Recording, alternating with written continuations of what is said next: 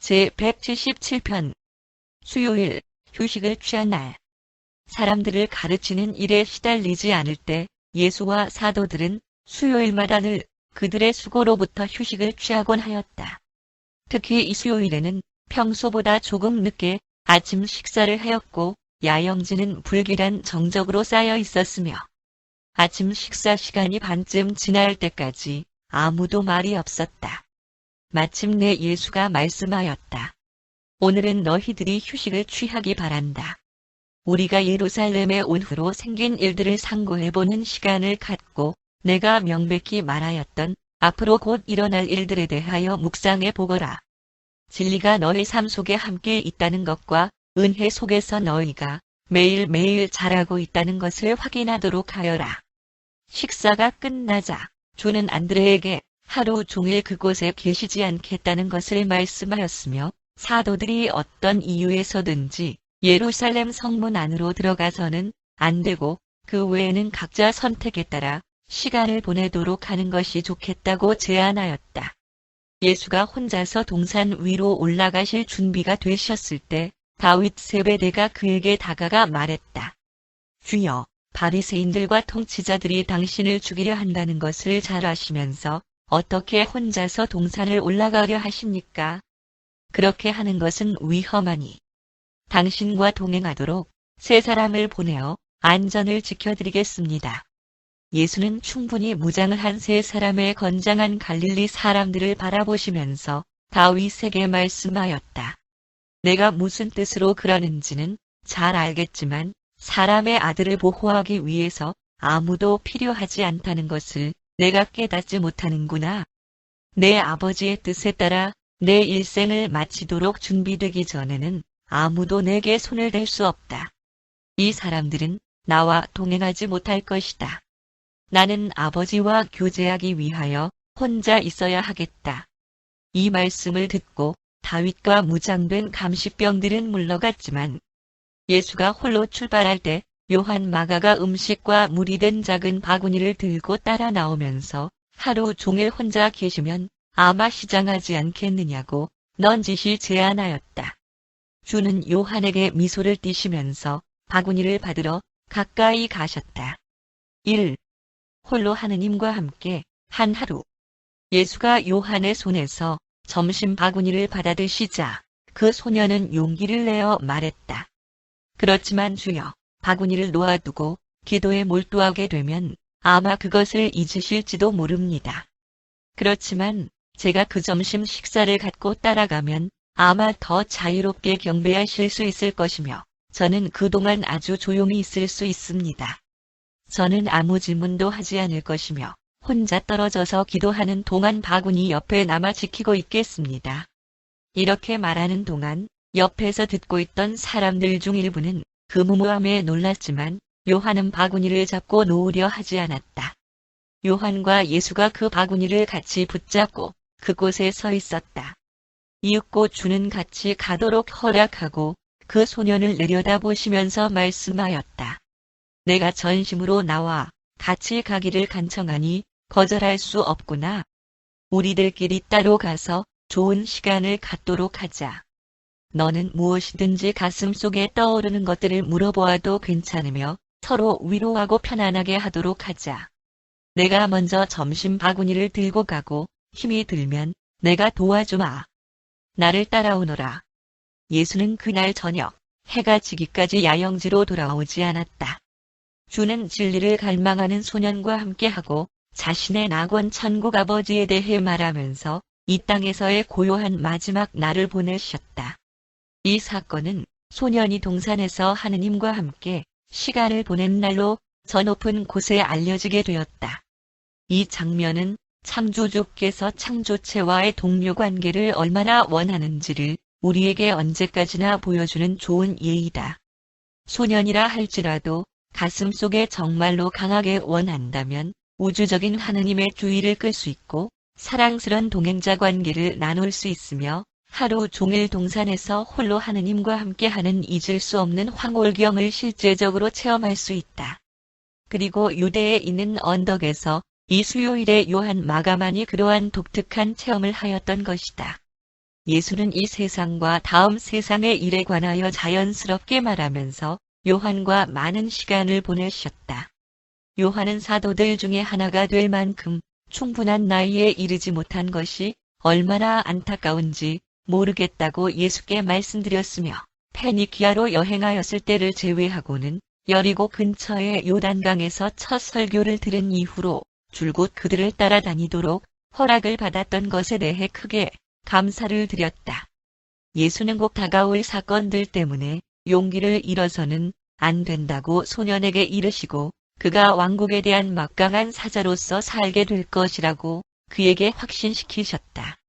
요한 마가는 동산에서 예수와 함께 있었던 이날의 기억 때문에 감동되기는 하였지만 겟세만의 야영지로 돌아가게 되었을 때 주가 마지막으로 한 훈계. 자, 요한아, 우리가 참 좋은 시간을 갖고 하루를 잘 쉬었는데 내가 네게 말한 것은 아무에게도 말하지 않도록 하여라.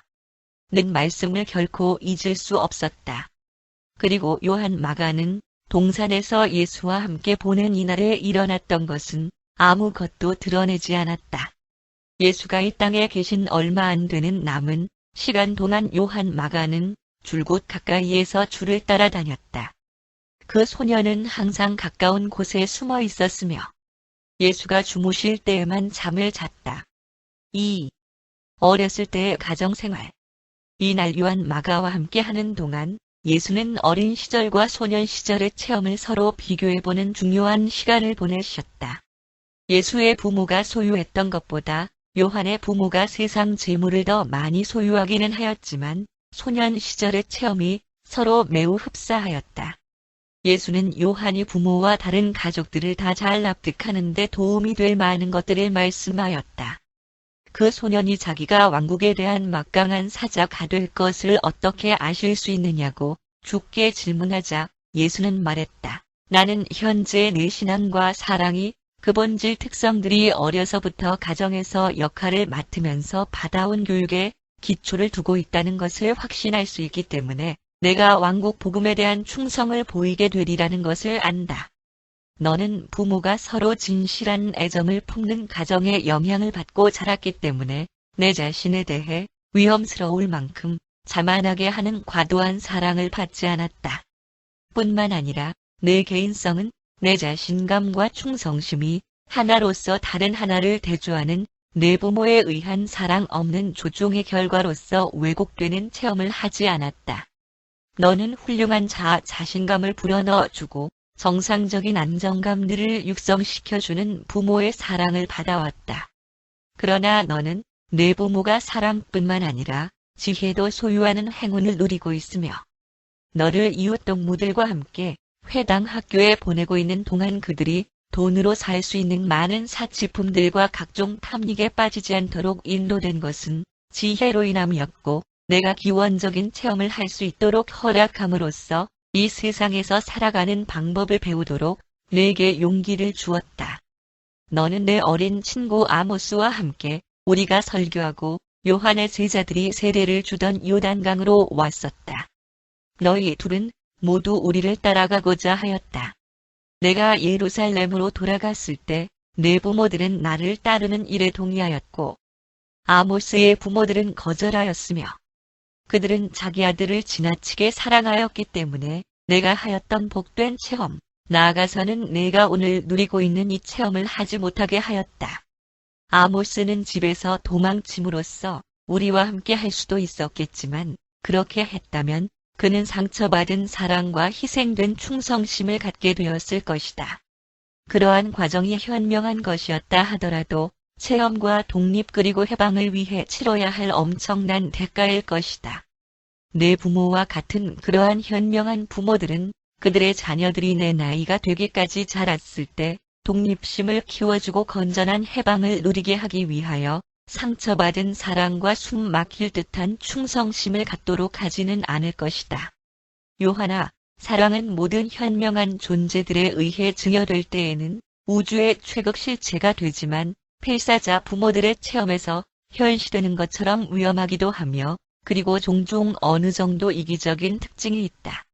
내가 결혼하게 되어 내 자식을 기르게 되거든 내가 주는 사랑이 지혜로서 충고가 되고 지능으로서 인도되도록 하여라. 내 어린 친구 아모스는 내가 믿는 만큼 왕국 복음을 믿고 있지만 나는 그를 전적으로 신뢰할 수는 없으며 그가 앞으로 무슨 일을 하게 될지 잘 모르겠다. 그가 어렸을 때의 가정 생활은 충분하게 믿음직스러운 사람으로 키울 수 없는 그런 상태였다.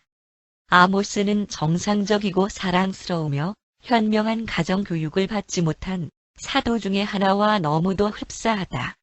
내가 정상적이고 잘 정돈된 가정에서 일생의 첫 8년 기간을 보냈기 때문에 이제부터의 내 모든 삶은 더욱 행복하고 믿음직스러울 것이다. 내가 사랑이 넘치고 지혜가 지배하는 가정에서 자랐기 때문에 내 성격이 강건하고 원만하다. 그러한 어린 시절의 교육으로 인하여 생성된 충성심의 유형은 나로 하여금 내가 시작한 그 과정을 잘 통과하리라는 확신을 갖게 한다. 예수와 요한은 가정 생활에 대하여 1시간이 넘도록 이야기하였다. 어린아이에게 있어서 가정은 인간적이거나 신성한 관계를 처음으로 알게 하는 전부나 다름없기 때문에 지적, 사회적, 도덕적, 그리고 심지어는 영적인 모든 초기 개념에 대하여 어린이는 부모와 가정 생활에 전적으로 의존한다는 것을 주는 요한에게 계속 설명하였다. 어린이는 우주에 대한 첫 인상을 어머니의 보살핌으로부터 얻으며 하늘의 아버지에 대한 첫 관념은 전적으로 육신적인 아버지와의 관계에서 발생된다. 이어지는 어린이의 일생은 그의 어린 시절의 정신적 감정적 일생에 따라서 가정에서의 이들 사회적 그리고 영적 관계로서 조건을 갖추며 행복하게 또는 불행하게 되고 편안하게 또는 어렵게 된다. 인간 존재의 전체 여생은 실제에서의 처음 몇 년 동안에 일어난 일들에 의해 크게 영향을 받는다. 아버지 자녀 관계에 기초를 둔 예수가 가르친 복음은 현대 문명화된 민족들의 가정 생활이 더 많은 사랑과 더 많은 지혜를 가지게 될 그러한 때에야 비로소 전 세계적으로 받아들여질 수 있을 것이라고 우리는 믿는다. 20세기에 살고 있는 부모들이 가정을 개선하고 가정 생활을 고귀하게 만드는 데 필요한 지식과 진리를 더 많이 갖고 있음에도 불구하고 비록 예수의 복음을 받아들이면 가정 생활이 즉시로 개선되는 결과를 가져오게 된다 하더라도 갈릴리에 있었던 예수의 가정이나 유대에 있었던 마가의 가정처럼 훌륭한 환경을 이루는 가정은 아직도 매우 드문 것이 여전히 사실이다. 현명한 가정의 사랑이 넘치는 생활과 참 종교에 대한 충실한 헌신은 서로에게 상호적인 깊은 영향을 미친다. 그러한 가정 생활은 종교심을 향상시키고 참된 종교심은 항상 가정을 영광되게 해준다. 옛날에 유대인의 가정들에 있었던 발육을 방해하는 잘못된 영향들과 속박하는 특성들이 더 잘 통제된 현대 가정들의 영향으로 인하여 실질적으로 줄어든 것은 사실이다. 더 많은 자연 발생적인 자유와 훨씬 더 많은 개인적 해방이 주어진 것은 사실이지만 그러나 이 해방은 사랑에 의해 억제되는 것이 아니고 충성심에 의해 활성화되는 것도 아니며 지혜의 지능적 교육 단련에 의해 지도받지도 않는다. 우리가 하늘에 계신 우리 아버지여 라고 기도하도록 아이들을 가르치거나 아니거나 항상 아버지라는 낱말이 자라나는 모든 자녀의 마음과 가슴 속에서 값지게 간직되도록 그렇게 가정을 다스리고 그렇게 살아가야 할 엄청난 책임이 이 땅의 모든 아버지들에게 주어져 있다. 3. 그날 야영지에서는 사도들은 올리브 산을 거닐고 그들과 함께 유숙하고 있는 제자들을 방문하면서 이날 대부분을 보냈지만 오후가 되면서 예수가 돌아오시기를 몹시 고대하였다. 그들은 시간이 지날수록 그의 안전이 더욱 염려가 되었으며 그가 계시지 않음으로써 형언기 어려울 만큼 쓸쓸함을 느꼈다. 주가 오직 심부름하는 아이 하나만 데리고 홀로 동산에 오르시도록 허용되어야 했었는지에 대하여 종일 논란이 있었다. 아무도 자기 생각을 솔직히 드러내지는 않았지만 가룟 유다를 제외한 모든 사람들은 자기가 요한 마가 대신에 그 자리에 있고 싶어 하였다. 오후 중반쯤 되어서 나다니엘은 6명 정도의 사도들과 많은 제자들 앞에서 최극 욕망에 대해 연설하였으며 다음과 같이 끝을 맺었다. 우리들 대부분에게 그릇된 점은 속으로 망설이고 있다는 점이다. 우리가 모두 요한 마가가 한 것처럼 그를 따라가고자 하였다면 틀림없이 우리 모두를 데리고 가셨을 것이다. 우리가 가만히 서 있는 동안 그 아이는 주 앞으로 달려나가 바구니를 내어 밀고 주가 그것을 잡으려 할 때 그 아이는 물러서려고 하지 않았다. 그래서 주는 우리를 여기에 남겨두시고 바구니와 소년뿐만 아니라 모든 것을 갖고 동산으로 가버리셨다. 4시쯤 되어서 연락원들이 다윗 세베대에게 벳세다에 있는 그의 어머니와 예수의 어머니의 소식을 가지고 왔다. 다윗은 며칠 전 우두머리 사제들과 통치자들이 예수를 죽이려 한다는 것을 확신하게 되었다. 다윗은 그들이 주를 죽이기로 결의하였다는 것을 알았으며 예수가 자신을 보호하기 위하여 신성한 힘을 사용하지 않으려 한다는 것과 추종자들로 하여금 그를 보호하기 위하여 무력을 사용하지 못하도록 하려 한다는 것을 깨달았다. 이러한 결론에 도달하자 그는 지체하지 않고 사람을 자기 어머니에게 보내어 즉시 예루살렘으로 올 것과 그리고 예수의 어머니 마리아와 그의 가족 모든 식구를 데려오라고 재촉하였다. 다윗의 어머니는 자기 아들의 말대로 하였고 그의 어머니와 예수의 전 가족이 길을 떠났으며 내일 저녁 또는 모레 아침에는 예루살렘에 도착될 것이라는 소식을 그 연락원이 지금 가져왔던 것이다. 다윗은 이 일을 혼자서 결정하고 실행하였기 때문에 혼자서만 알고 있는 것이 현명하겠다고 생각하였다. 그러므로 예수의 가족이 예루살렘으로 가고 있다는 것을 아무에게도 이야기하지 않았다. 정오가 조금 지나서 아리마대 요셉의 집에서 예수와 12사도들을 만났던 20명 이상의 그리스인들이 야영지에 도착하였고 베드로와 요한은 그들과 몇 시간 동안 대화를 나눴다. 이 그리스인들, 적어도 그들 중에 일부는 알렉산드리아의 로단에 의해 훈련을 받아서 왕국에 대한 지식이 많이 앞서 있었다. 그날 저녁 야영지로 돌아오신 예수는 그 그리스인들을 만났으며 대부분의 수제자들과 사도들이 크게 혼란된 것은 심지어는 그가 72내게 했던 것처럼 이들 20명의 그리스인들에게 사도 임명을 하려 했기 때문이다. 이 모든 일들이 야영지에서 일어나고 있는 동안 예루살렘에서는 예수가 군중들에게 설교하기 위하여 다시 나타나시지 않는 것에 대해 우두머리 사제들과 장로들이 몹시 놀랐다. 정말로 하루 전날 그가 성전을 떠나시면서 너희 집을 너희에게 황폐하게 남겨두고 나는 떠난다 고 말씀하였었다. 그러나 군중들의 호의적인 태도 속에서 일어설 수 있는 좋은 기회를 왜 의도적으로 그냥 지나쳐 버리려고 하는지 그들은 납득할 수 없었다. 그가 사람들 가운데에서 폭동을 일으키지 않을까 하면서 그들이 두려워하는 반면 주는 군중들에게 한 마지막 말씀을 통하여 모세 자리에 앉은 그들의 권한에 대해 모든 합당한 방법으로 간곡하게 확인시키셨던 것이다. 그러나 도시에서의 하루는 유월절을 준비함과 동시에 예수를 죽이려는 그들의 계획을 완전하게 하면서 바쁘게 지나갔다. 매일 밤마다 베다니에 나가는 대신에 예수가 그곳에 머물기를 기대한다는 것을 안 모든 사람들이 비밀을 잘 지켰기 때문에 그 야영지에는 사람들이 많이 오지는 않았다. 4. 유다와 우두머리 사제들. 예수와 요한 마가가 그 야영지를 떠난 직후 가룟 유다는 형제들 중에서 사라졌으며 그날 오후 늦게까지 돌아오지 않았다. 혼동되고 불만으로 가득 찬 이 사도는 예루살렘에 들어가지 말라는 주의 특별한 명령에도 불구하고 대제사장 가야바의 집에서 예수의 적들과의 약속을 지키기 위해 서둘러 예루살렘으로 들어갔다. 이것은 사내들인의 비공식 모임이었으며 아침 10시가 조금 지난 후에 약속이 되어 있었다. 이 모임은 예수에 반대하여 제기될 그 고소의 본질을 의논하기 위하여 그리고 그들이 이미 그에게 선고하였던 그 사형 선고에 대하여 필수적인 민사적 인준을 확보할 목적으로 그를 로마 당국자들 앞으로 끌고 오는 일에 적용될 그 절차에 대해 결정을 내리기 위하여 소집되었다.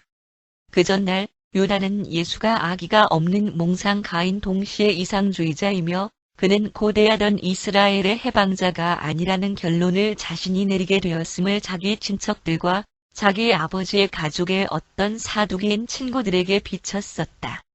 유다는 모든 활동으로부터 품위 있게 물러설 수 있는 어떤 방법을 찾기를 몹시 원하고 있다고 진술하였다. 그의 친구들은 그의 탈퇴가 유대 통치자들에게 큰 사건으로 환영받을 것이며 그를 위해서는 그보다 더 좋은 일이 없을 것이라는 아첨하는 말로써 그를 안심시켰다. 그들은 그가 사내들인에서 큰 상을 받게 될 것이고 선의이기는 하였지만 무식한 갈릴리인들과 함께하는 불행으로 인한 오점을 결국 씹게 될 것이라고 꾀었다. 유다는 주가 행하였던 기적들이 마귀들의 영주의 힘에 의한 것이었다고 믿을 수는 없었지만 그는 이제 예수가 자신의 힘을 자아 증강을 위해 쓰지 않으시리라는 것을 충분히 확신하게 되었으며 예수는 유대 통치자들에 의해 죽임을 당하도록 자신을 내어주시리라는 것을 마침내 확신하게 되었고 실패한 운동에 참여한 존재로서 동일시된다는 굴욕적인 생각을 도저히 참을 수 없었다. 그는 명백하게 드러나는 실패의 관념을 받아들이기 거절하였다. 그는 주의 불굴의 성격과 장엄하고 자비로운 마음의 예리함을 속속들이 깨닫기는 하였으나 그의 친척 중 한 사람이 예수가 좋은 의미에서는 열광적이라고 하겠지만 아마도 온전한 정신이 아니었을 것이고 그가 항상 이상하고 오해받는 사람으로 보였을 것이라는 단지 거들어주는 위로의 제안으로 위안을 이끌어냈다. 그리고 이제 유다는 예수가 자기에게 더 큰 명예로운 지위를 주지 않았던 것에 대해 이상스러울 만큼 화가 나 있는 전에는 결코 그런 적이 없는 자기 자신을 발견하였다. 그는 그동안 자신이 사도들의 회개를 담당하는 명예에 대하여 항상 감사하게 생각하였었지만 그러나 지금은 자기가 인정받았던 것이 아니었다는 생각이 들었다. 자신의 힘이 제대로 평가되지 못하였다고 생각하기 시작하였다. 대제사장의 집으로 가는 도중에 베드로와 야고보 그리고 요한이 예수와 가까운 관계를 가지는 영예를 받은 것에 대한 끓어오르는 분개심이 갑자기 그에게 엄습하였으며 예수를 배반하려 하는 생각보다는 베드로와 야고보 그리고 요한에 대하여 더욱 심사가 뒤틀려 있었다. 그러나 무엇보다도 바로 그때 새롭게 압도하는 생각이 그의 의식을 사로잡기 시작하였다. 그가 스스로 명예를 세워야 한다는 것, 그리고 이것이 만약 그의 일생에 가장 큰 실망을 안겨주었던 그들에게 복수하는 것과 동시에 확보될 수 있으리라는 것이 떠올랐다. 그는 혼동, 자존심, 절망, 그리고 결심이 무시무시하게 어우러진 곳에 빠져들어갔다. 그러므로 유다가 예수에 대한 배반을 정리하려고 가야바의 집으로 가는 길에 오른 것은 돈 때문이 아니었음을 분명히 밝혀야 한다. 유다가 가야바의 집에 도착하였을 때 그는 예수와 그의 동료 사도들을 버리기로 최종적인 결정을 하였으며 그리하여 하늘의 왕국의 명분에 대한 주장을 저버리기로 그의 마음에 결심하면서 예수와 새로운 왕국 복음에 자신이 처음으로 참여하기로 하였을 때 자기가 생각했던 그 명예와 영광이 언젠가는 최대한으로 자기 것이 되도록 보장을 받겠다고 결심하였다. 다른 모든 사도들도 유다와 같은 이 아심을 한때 가졌었지만 시간이 흐르면서 그들은 진리를 사모하고 예수를 사랑하는 것을 배웠는데 적어도 유다보다는 더 그러하였다. 반역자는 가야바와 유대 통치자들 앞으로 나왔으며 그들 옆에는 그의 사촌이 있었으며 유다가 예수의 교활한 가르침으로 인하여 자신이 잘못 인도되도록 허용한 그의 실수를 발견하고 있으며 갈릴리 사람과 각였던 관련성을 공개적으로 그리고 정식으로 단념하기를 원하는 처지에 이르렀으며 동시에 유대인 형제들의 자신감과 동료 관계가 원래대로 회복되기를 요청한다고 설명하였다. 유다를 위한 이 대변자는 만약에 예수가 감금될 수만 있다면 그것이 이스라엘의 평화를 위하여 최선의 방책이라는 것을 유다가 깨달았다는 것과 그러한 잘못된 운동에 가담하였던 것에 대해 후회하는 증거로 그리고 이제 진정 모세의 가르침으로 다시 돌아왔다는 증거로 예수에 대한 체포 명령을 가진 대장과 함께 그를 조용히 붙잡을 수 있도록 조처함으로써 그리하여 군중을 동요시키는 위험이나 그의 체포를 6월절 이후로 연기해야 할 필요성을 피하도록 할 수 있는 사람으로서 산헤드린의 자청에서 제안하려고 그가 왔다고 설명하였다. 그의 사촌이 말을 다 끝냈을 때 그가 유다를 소개하였는데 그는 대제사장 앞으로 나와서 말했다. 제 사촌이 약속한 모든 것을 내가 하겠지만 이러한 봉사의 대가로 무엇을 제게 주시겠습니까? 매정하고 자만심이 가득 찬 가야바의 얼굴에 비쳤던 경멸과 심지어 혐오의 표정을 유다가 식별한 것으로 보이지는 않았다. 그의 가슴은 자아 영광에 너무 집착해 있었고 자아 고취의 열망에 사로잡혀 있었다. 그러자 가야바는 배반자를 내려다보면서 말했다. 유다야, 너는 수비대 대장에게 가서 오늘 밤 아니면 내일 밤 내 주를 우리에게 데리고 올 수 있도록 조처하여라. 내 손으로 그를 우리에게 넘겨주면 그의 상당한 대가를 받게 될 것이다. 유다가 이 말을 들었을 때 그는 우두머리 사제들과 통치자들 앞에서 물러나왔으며 어떤 방법으로 예수를 체포할 것인지에 대해 성전 수비대장과 상의를 하였다. 유다는 그때 예수가 그 야영지에 계시지 않으며 그날 밤 언제쯤 그가 돌아오실지 알지 못하였기 때문에 그들은 다음 날 밤 목요일 예루살렘 사람들과 방문 중인 순례자들이 모두 잠자리에 들어간 후에 예수를 체포하기로 동의하였다. 유다는 여러 날 동안 가져보지 못했었던 위풍과 영광을 받을 생각으로 황홀해하며 야영지의 동료들에게로 돌아왔다. 그는 예수가 언젠가 새로운 왕국에서 위대한 사람이 되기를 기대하면서 그에게 협조하였었다. 그는 자기가 예상하였던 그러한 새 왕국은 건설되지 않을 것이라는 사실을 마침내 깨닫게 되었다. 그러나 그는 고대하고 있던 새 왕국에서 영광을 얻지 못한 자신의 실망감을 그가 이제 다시 살아남으리라고 믿으며 그는 그것이 예수와 그가 상징했던 모든 것을 파괴하리라고 확신하는 예전의 계층으로부터 명예와 보상을 즉시 얻는 것과 대체하도록 그렇게 기민하게 행동한 것을 기뻐했다. 의식적으로 의도한 마지막 동기에서 볼 때 예수에 대한 유다의 배반은 이기적인 도망자의 비겁한 행위였고 그가 지녔던 생각은 오직 자신의 행위가 주와 옛 동료들에게 어떤 결과가 일어나든지 상관없이 자신의 안전과 영광스러움 뿐이었다. 그러나 그것은 늘 그런 식이었다. 유다는 이러한 고의적이고 끈질기고 이기적이고 보복하려는 의식을 그의 마음속에 점진적으로 구축하고 왔었으며 그의 가슴에는 이들 증오에 차고 그리고 복수하고 배신하려는 악한 욕망들을 품고 있었다.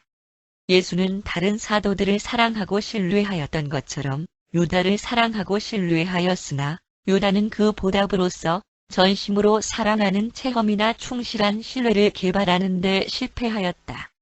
그리고 일단 자아 추구에 온통 집착하고 그리고 시무룩하고 오래 억눌려온 복수심에 의해 최극으로 자극받으면 야망이 얼마나 위험하게 될 수 있는지 시간 속에서 사라져가는 그리고 그림자 같은 매혹에 자신들의 시선을 단단히 고정시키면서 신성한 가치와 참된 영적 실체들의 영원한 세계에 영속하는 달성에 대한 더욱 높고 더욱 실제적인 성취에는 장님이 되어가는 어리석은 저들 개인들의 삶 속에서는 실망이 얼마나 사람을 짓밟는 일이 되는지 모른다.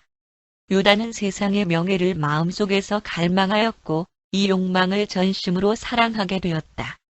다른 사도들도 역시 마음속에 똑같은 세상의 명예를 갈망하였지만 그들은 가슴으로 예수를 사랑하였으며 그가 가르치시는 진리들을 사랑하는 것을 배우고자 최선을 다하였다.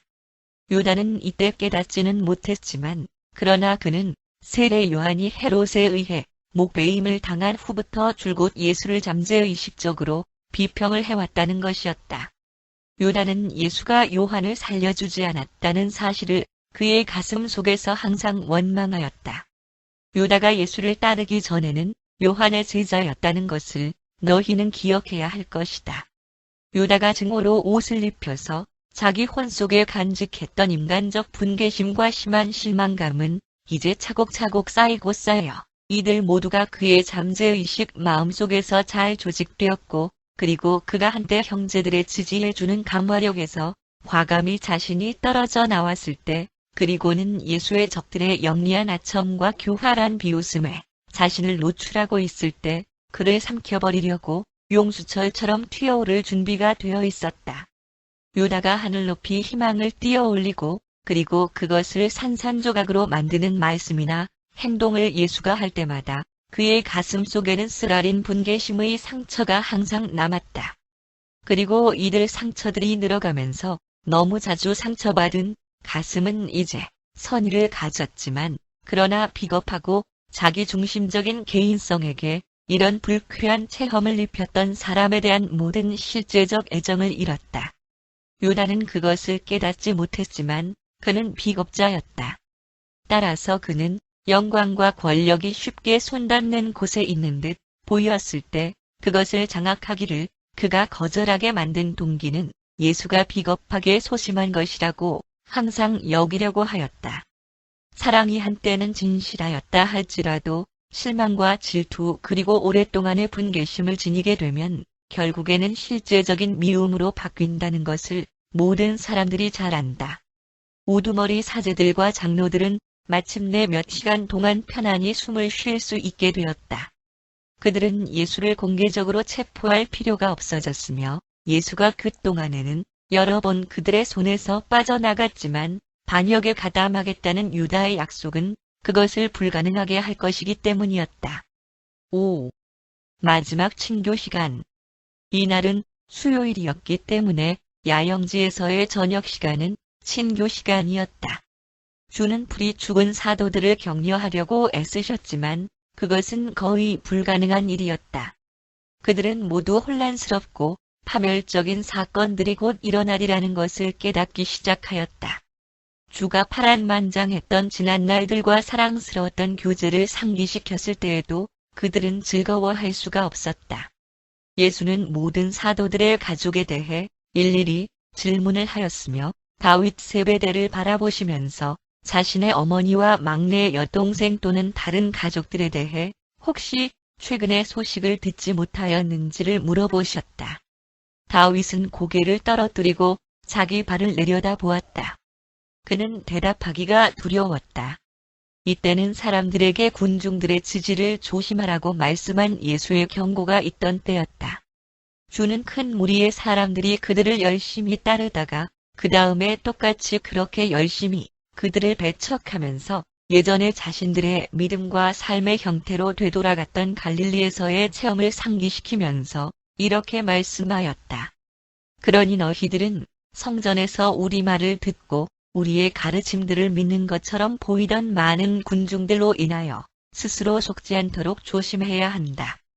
그 사람들이 진리에 귀를 기울이고 마음속에 그것을 천박하게 믿기는 하지만 진리의 말이 가슴속에 살아있는 뿌리를 뻗쳐내리도록 허용하는 사람은 거의 없다. 복음을 오직 마음으로만 알고 아직 가슴속에 체험하지 못한 저들은 실제로 고난이 올 때 그것으로 버티어내는 것을 의지할 수 없다. 유대인 통치자들이 사람의 아들을 죽이기로 결의할 때, 그리고 하나로 뭉쳐 공격할 때 군중들이 당황하여 도망하든지 아니면 경로하고 눈이 먼 이 통치자들이 복음의 진리를 가르치는 선생들을 죽이는 동안 놀라면서 아무 말 없이 잠잠히 서 있는 것을 너희가 보게 될 것이다. 그러고 나서 역경과 박해가 너희에게 닥칠 때 여전히 진리를 사랑한다고 너희가 생각하는 다른 사람들도 흩어질 것이며 어떤 이들은 복음을 부인하고 너희를 저버릴 것이다. 우리에게 매우 가까이 하였던 어떤 이들은 이미 저버리기로 작정하였다. 이제 우리에게 닥쳐온 그때를 준비하기 위하여 오늘 휴식을 취하였다. 그러므로 곧 다가올 날들을 맞이하기 위하여 내일은 힘이 강화되도록 깨어있고 그리고 기도하라. 야영지 주변에는 설명할 수 없는 긴장감이 가득하였다. 연락원들이 비밀리에 오가면서 다윗 세베대에게만 보고하였다. 밤이 지나가기 전에 몇몇 사람은 나사로가 베다니에서 급히 피신하였다는 것을 알았다. 요한 마가는 주와 함께 하루 종일을 보냈음에도 불구하고 야영지로 돌아온 후로 이상할 만큼 완강하게 침묵을 지켰다. 여러 가지 방법으로 말을 시키려고 하였지만 예수가 말하지 말라고 하였다고 분명하게 대답할 뿐이었다. 주의 유쾌한 기분과 평상시와는 다른 친근한 태도도 그들을 놀라게 하였다. 그들은 모두 끔찍한 고립이 분명하게 다가오고 있음을 느꼈고 이것이 피할 수 없는 공포와 함께 갑작스럽게 내려닥치리라고 깨달았다. 그들은 무엇이 올지 어렴풋이 감지하였지만 아무도 그 시험을 맞을 준비가 되어 있다고 느끼지 않았다. 주는 하루 종일 다른 곳에 계셨었고 그들은 그가 없었으므로 엄청나게 쓸쓸했었다. 이 수요일 저녁은 주가 돌아가시는 바로 그 실제 시간이 되기까지 그들의 영적 지위가 가장 낮은 지위로 여겨지는 날이었다. 다음 날은 비극의 금요일에 더 가까이 가는데 하루 더 있는 날이지만 그는 여전히 그들과 함께 하였고 그들은 조바심 나는 시간들을 더욱 의젓하게 겪고 있었다. 주는 이 땅에서 자신이 선택하였던 가족들과 함께 잠을 잘 수 있는 마지막 밤이라는 것을 아시고 그들을 잠자리에 들도록 흩어보내시면서 형제들아 가서 잠을 자라. 내일 우리가 일어날 때까지 평안하라. 아버지의 뜻을 행하고 우리가 그의 아들들인 것을 아는 즐거움을 체험할 날이 하루가 더 있다. 고 말씀한 것은 자정이 거의 되었을 때였다.